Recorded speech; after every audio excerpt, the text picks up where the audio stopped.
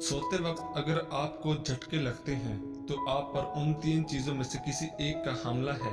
काला जादू, किसी बुरे शैतान का साया, या फिर आप हर वक्त किसी खौफ में मुब्तला रहते हैं। जिस रात तुम्हें नींद ना आ रही हो तो समझ जाएं बहुत जल्द तुम्हें दौलत मिलने वाली है। तुम्हारे जिस्म के ये अज़ा अगर सुन होने लगे तो ये मौत के करीब आने की निशानी है। तुम्हारे पाँव का अंगूठा और पाँव की तली। दौलत करीब आती है तो पांच चीजें ख्वाब में नजर आना शुरू हो जाती हैं। ख्वाब में हाथ से आग उठाना, सर के बाल कटे देखना, पहाड़ देखना या पहाड़ पर चढ़ना, मछली देखना या मछली खाना। जब दौलत करीब आने लगती है तो दो चीजें जाहिर होना शुरू हो जाती हैं। एक दरवाजे पर साइल और दूसरा ख्वाब में दौलत नजर आने लगती है। औरत किसी मर्द के साथ जिनसी ताल्लुक रख चुकी है या नहीं, इसको पहचानने का एक आसान तरीका यह है कि जब वो आपके साथ ताल्लुक की बातें करेगी तो उसकी बातों से उसका तजर्बा जाहिर होगा। हमेशा वही काम करो जो तुम्हें करना चाहिए, ना कि वो काम जिसे करने को दिल चाहे। तीन चीजें खाने से जिस्म की ताकत में इजाफा होता है: गोश्त, चने और खजूर। जिस्म की एक जगह पर दर्द उठना शुरू हो जाए तो समझ जाओ तुम्हें कोई शिद्दत से याद कर रहा है, और वो है गर्दन की पिछली जानिब। जो औरत तीन हरकतें कर रही हो उससे शादी कर ले। ऐसी औरत के मुकद्दर में बेबहा दौलत होती है। नंबर 1, निगाहें नीची रखती हो।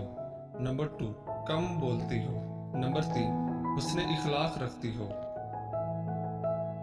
दौलत औरत के पीछे आती है। दौलतमंद होना चाहते हो तो औरत की किस्मत को अपने ऊपर ओढ़ लो, यानी उसकी हया और उसकी पारसाई ओढ़ लो, तो औरत का रुख आपकी तरफ होगा। मर्द की चार चीजें ऐसी हैं जो औरत को अपनी तरफ ऐसे खींचती हैं जैसे आग लकड़ी को। अव्वल, हुस्न इखलाक। दोम, ताकतवर बदन। 3, बदन पर बाल। 4, संजीदा मिजाजी। ऐसी औरत से हमेशा फासला रखो जिसकी दो चीजें जाहिर हो रही हों। नंबर 1, लिबास में औरत का बदन जाहिर हो रहा हो। नंबर 2, बोलते वक्त उसकी बद इखलाकी जाहिर हो रही हो। एक बार हुजूर पाक सल्लल्लाहु अलैहि वसल्लम हजरत आयशा सिद्दीका के घर में आराम फरमा रहे थे। उस दिन नबी करीम बहुत खुश थे, बहुत खुशगवार मूड में थे, बड़ी बशाश सी तबीयत थी। हजरत आयशा सिद्दीका जब आपके पास तशरीफ लाई तो आप सल्लल्लाहु अलैहि वसल्लम ने मुस्कुराकर फरमाया, ऐ आयशा, मांगो जो आज मांगना है। जब हजरत आयशा सिद्दीका ने देखा कि आका करीम बहुत खुश हैं, आज मांगो तो क्या मांगो। अब आप सोच में पड़ गई कि ये मांगो तो ये छूटता है, ये मांगो तो ये छूटता है, कुछ ऐसा मांगो कि जिसमें सब आ जाए। अब इसी सोच में गुम हो गई मगर नतीजा ना निकाल पाई। तो फिर उन्होंने कहा कि या रसूलुल्लाह, क्या मुझे इस बात की इजाजत है कि मैं किसी से मशवरा कर लूं? तो आप सल्लल्लाहु अलैहि वसल्लम ने कहा, आयशा, किस से मशवरा करोगी? तो फरमाया, या रसूलुल्लाह, अपने वालिद ग्रामी से। तो आप मुस्कुराए और फरमाया, अगर आप मेरे यार से ही मशवरा करना चाहती हो तो जाओ कर लो। हजरत आयशा दौड़ती हुई अपने वालिद मोहतरम हजरत सदीक अकबर के पास आई और कहा, अब्बा जान, आज नबी बहुत खुश हैं। और उन्होंने फरमाया कि ऐ आयशा, आज मांगो जो मांगना है, मेरी समझ में नहीं आता कि क्या मांगो। हजरत सदीक अकबर भी बहुत खुश हुए, फरमाने लगे, बेटी, अगर ऐसा है तो सुनो, अगर तुम मुझसे मशवरा लेती हो तो आका से यही एक चीज मांग लो। प्यारे नबी से कहो कि जब आप मेराज की शब रब से मिले थे तो जो खास मुलाकात हुई थी, तो उस खास मुलाकात में कुछ खास बातें भी हुई थी। उन खास बातों में से कोई एक खास बात ही बता दीजिए, वो राज जो सिर्फ आप और रब जानता है।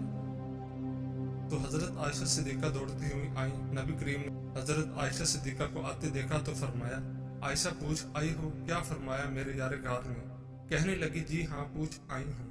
या रसूलुल्लाह, बस वो जो आप मेराज पर गए थे तो अल्लाह से जो खास मुलाकात हुई थी اس خاص ملاقات میں کچھ خاص باتیں بھی ہوئی تھیں، تو ان خاص باتوں میں سے کوئی ایک خاص بات ہی بتا دیں۔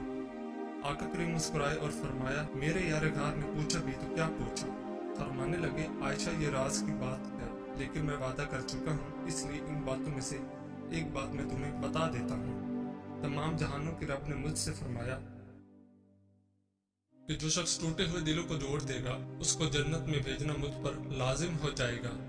اب ادھر حضرت صدیق اکبر بڑی بے چینی سے انتظار کر رہے تھے کہ کچھ دیر بعد حضرت عائشہ صدیقہ اپنے والد کے گھر میں داخل ہوتی ہیں تو دیکھتی ہیں کہ حضرت صدیق اکبر بے چینی کے عالم میں ٹہل رہی ہیں، اور وعدہ لے لیا تھا کہ عائشہ جب حضور صلی اللہ علیہ وآلہ وسلم بتائیں گے تو تم آ کر مجھے بتاؤ گی۔ تو وہ جب وعدے کی تکمیل کے لیے پہنچی، حضرت صدیق اکبر تیز قدموں کے ساتھ عائشہ کی طرف لپکے اور پوچھا، کیا فرمایا آقا نے؟ عائشہ فرمانے لگی کہ حضور نے فرمایا، تمام جہانوں کے مالک نے فرمایا کہ جو ٹوٹے ہوئے دلوں کو جوڑے گا اس کو جنت میں بھیجنا مجھ پر لازم ہوگا۔ یہ سننا تھا کہ حضرت صدیق اکبر نے زاروں کی طرح رونا شروع کر دیا۔ بلند آواز میں صدیق اکبر نے فرمایا، بیٹی تم نے اس بات کا ایک ہی رخ دیکھا ہے جو ٹوٹے ہوئے دلوں کو جوڑ دے گا اس پر جنت لازم ہے، اور جو کسی کا دل توڑ دے گا تو اس پر جہنم بھی تو لازم ہوگی نا۔ بڑھاپے میں جوانی کا لطف اٹھانا ہو تو یہ 5 چیزیں دودھ میں شامل کر کے استعمال کریں، پھر دیکھیں مردانہ طاقت میں کیسے حیران کن طریقے سے اضافہ ہوتا ہے اور نفس میں بے پناہ سختی آئے گی۔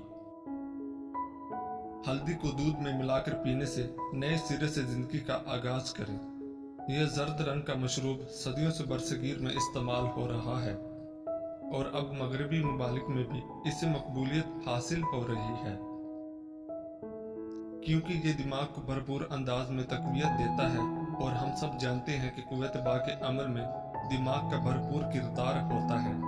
1 چمچ ہلدی میں 24 کیلوریز، چکنائی، فائبر اور پروٹین پایا جاتا ہے۔ اس میں معدنیات اور فولاد بھی شامل ہے۔ نمبر 2، زعفران کو دودھ میں ملا کر پینے سے مردوں میں قوت باء اور قوت باء کی خواہش کو بڑھاتا ہے۔ نمبر 3، 1 گلاس نیم گرم دودھ میں 1 چمچ بھنے ہوئے اجوائن کے بیج ڈال کر پینے سے آپ کی دماغی صحت بہتر ہوتی ہے، تناؤ، پریشانی اور ڈپریشن جیسے مسائل نہیں ہوں گے، اور بڑھاپے میں آپ کی قوت باء بھی جوانوں جیسی ہو جائے گی۔ نمبر 4، دیسی انڈے کی زردی دودھ میں ملا کر پینے سے جسمانی کمزوری دور ہوتی ہے، اور یہ قوت باء کے لیے بھی مفید ہے۔ نمبر 5، کشمش کو دودھ میں ملا کر پینے سے قوت باء کی کمزوری دور ہوتی ہے، سرعت انزال کو بھی دور کرتی ہے۔ شادی شدہ افراد تو لازمی استعمال کیا کریں۔ یاد رہے یہ چیزیں علیحدہ علیحدہ شامل کر کے استعمال کرنی ہے، کبھی بھی ایک ہی وقت میں شامل نہیں کرنی، اور یہ تمام چیزیں نیم گرم دودھ میں استعمال کرنی۔ چند دنوں میں دولت مند ہونا ہے تو سفید خرگوش کے ناخن اتار کر جیب میں رکھ کر چلا کرو، جلد دولت مند ہو جاؤ گے۔